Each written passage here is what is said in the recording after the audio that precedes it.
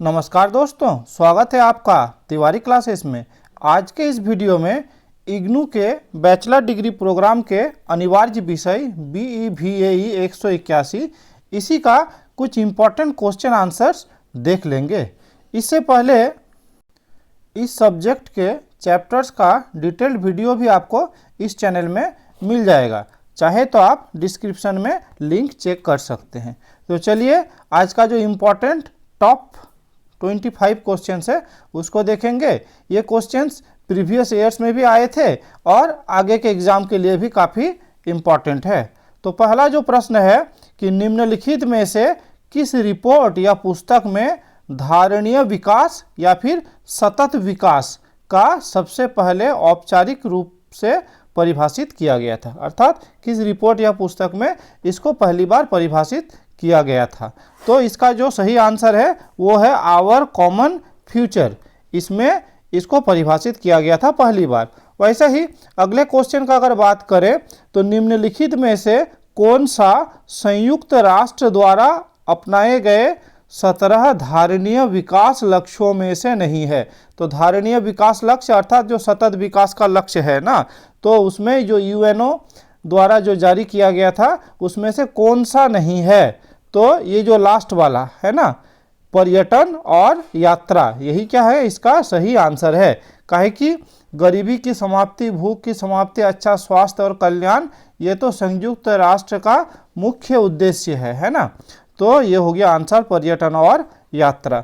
वैसे ही अगर तीसरे प्रश्न को देखें तो तीसरे प्रश्न में आप देख पा रहे हैं कि निम्नलिखित में से कौन सा मानव परिवर्तित पर्यावरण का उदाहरण है।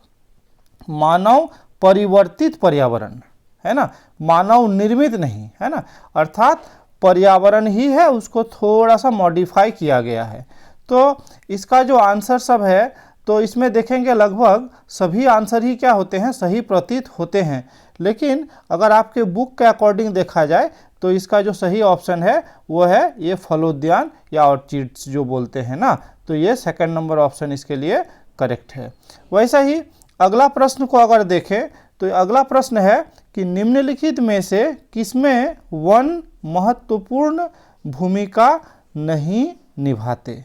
ठीक है, तो आप जानते हैं कि वन अति महत्वपूर्ण है, मृदा निर्माण में, जल संरक्षण में, जलवायु के संतुलन में, सभी में महत्वपूर्ण भूमिका निभाते हैं। तो करेक्ट ऑप्शन हो गया आपका कार्बन डाइऑक्साइड का पुनर्जनन, है ना, ये हो गया इसका करेक्ट आंसर। अगला प्रश्न है निम्नलिखित में से विश्व के कौन से क्षेत्र में 50% से अधिक पौधों की प्रजातियां पाई जाती है। तो आप जानते हैं जहाँ पे सबसे अधिक बारिश होगी वहाँ पे ही सबसे अधिक पौधों की प्रजातियाँ पाई जाने का चांस है। और ऐसा जो है ट्रॉपिकल रेन फॉरेस्ट जो बोलते हैं, अर्थात उष्ण कटिबंधीय वर्षा वन, तो ये है करेक्ट ऑप्शन। वैसे ही अगला प्रश्न अगर देखें तो निम्नलिखित वनों में से किसमें अधिकतर छत्राग्नि होती है। तो छत्राग्नि मतलब जिसको हम लोग क्या बोलते हैं, दावानल भी बोलते हैं, या फिर कह सकते हैं जंगल में लगने वाली आग जो स्वतः घर्षण के कारण लग जाती है। तो इसका जो करेक्ट ऑप्शन होगा तो ये होगा सघन वन, अर्थात वो वन जितना ज़्यादा घना होगा उसमें उतना अधिक आग लगने का चांस रह जाता है या बढ़ जाता है। वैसे ही अगला प्रश्न है अपशिष्ट निपटान स्थलों के पास रहने वाले समुदायों को अपशिष्ट उत्पन्न करने वाले समुदायों से कम आर्थिक लाभ मिलते हैं, है ना। मतलब जो अपशिष्ट निपटान करने वाला जो क्षेत्र है वहाँ पे रहने वाले जो लोग हैं, है ना, और अपशिष्ट उत्पन्न करने वाले जो समुदाय है ना, माने इसको जो उत्पन्न करते हैं तो उन लोगों से इसको कम आय मिलता है। तो ये वाक्य कौन सी असमानता को व्यक्त करता है। तो ये असमानता हो गया कार्य विधिक असमानता, है ना। अगला प्रश्न है निम्नलिखित में से किस समुदाय में प्रबंधनकर्ता का प्रबल बोध नहीं होता, है ना। तो इसमें क्या है कि कुछ ऑप्शंस एकदम आसपास लग रहा है, लेकिन जो करेक्ट ऑप्शन होना चाहिए वो ऑप्शन 1 है ना, शहरी समुदाय, ये होना चाहिए। अगला प्रश्न है निम्नलिखित में से कौन सा मत प्रकृति को माँ के रूप में और जिसे साधित नहीं किया जा सकता है ये मानता है ना। अर्थात ये माँ के रूप में है और इसको साधित नहीं किया जा सकता है। तो ये हो गया आपका ये भारतीय मत, अर्थात ऑप्शन 2 इसका करेक्ट आंसर है। वैसे ही अगला प्रश्न है, आसान प्रश्न है, जल चक्र को संचालित कौन करता है? तो जरूर ही इसका उत्तर क्या होगा? सूर्य होगा। अगला प्रश्न अगर देखें तो अगला प्रश्न है, रसायन संश्लेषी जीवाणु है। तो रसायन संश्लेषी जीवाणु, ये जो स्वपोषी जीवाणु हैं, ये रसायन संश्लेषी जीवाणु कहलाते हैं। तो ये ऑप्शन नंबर 3 इसका करेक्ट आंसर है। वैसे ही अगला देखें अगर प्रश्न, तो औसत समुद्र स्थल से ऊपर कितने मीटर के बाद जीवन नहीं पाया जाता है ना। तो ये माना जाता है कि 7000 मीटर के बाद जीवन नहीं पाया जाता है। तो इस प्रकार से जो करेक्ट ऑप्शन है वो है ऑप्शन 2। वैसे ही अगला प्रश्न है, पारिस्थितिक तंत्र जीवों का अपघटन डैश के द्वारा किया जाता है या होता है ना। तो यहाँ पे क्या काम हो रहा है? तो काम होना है यहाँ पे क्या है? अपघटन होना है। तो अपघटन कौन करेंगे? तो जो अपघटक होते हैं वो करेंगे, और अपघटक को ही विघटक भी कहा जाता है। तो इस तरह से ऑप्शन नंबर 2 इसका करेक्ट आंसर है। अगला प्रश्न अगर देखें तो 10,000 BC और लगभग 1800 AD के बीच जनसंख्या में वृद्धि डैश के साथ मेल खाती है।